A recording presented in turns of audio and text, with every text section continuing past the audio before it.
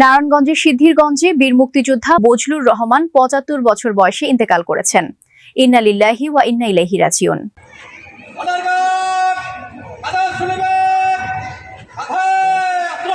নারায়ণগঞ্জ থেকে বিশেষ প্রতিনিধির পাঠানো তথ্যচিত্রে বিস্তারিত। নারায়ণগঞ্জের সিদ্ধিরগঞ্জে ১৯ ফেব্রুয়ারি রোজ বৃহস্পতিবার সন্ধ্যা ৭:৩০ দীর্ঘদিন শ্বাসকষ্টের রোগে আক্রান্ত হয় বৃহস্পতিবার সন্ধ্যায় ফজলুর রহমানের শারীরিক অবস্থা অনেক খারাপ হয়ে যায়। পরিবারের লোকজন তাকে খানপুর ৩০০ শয্যা হাসপাতালে নিয়ে যায়। কর্তব্যরত ডাক্তার তাকে পরীক্ষা করে দেখে তাকে মৃত ঘোষণা করেন। মৃত্যুকালে তার ৩ ছেলে ২ মেয়ে সহ অনেক গুণীজন রেখে গেছেন তিনি। মৃত্যুর সময় তার ৭৫ বছর বয়সে তিনি মৃত্যুবরণ করেন। সিদ্ধিরগঞ্জ আজিবপুরে তিনি তার নিজ বাসভবনে শেষ নিঃশ্বাস ত্যাগ করেন। মোল্লম বীর মুক্তিযোদ্ধা মোহাম্মদ বজলুর রহমানকে রাষ্ট্রীয় মর্যাদার গার্ড অফ অনার করেন এসিলেন্স সিদ্ধিরগঞ্জ দেবযানীকর নারায়ণগঞ্জ জেলা আন্ডার আলহাজ মোহাম্মদ নূর হোসেন মোল্লা পুলিশ ফোর্স। মরহুম ফজলুর রহমান জন্মগ্রহণ করেন কুমিল্লা উপজেলার মেঘনা থানার কাশীপুর গ্রামে। তার পিতা আরশ আলী। এ সময় জানাজায় উপস্থিত ছিলেন এলাকার গণ্যমান্য ব্যক্তিবর্গ।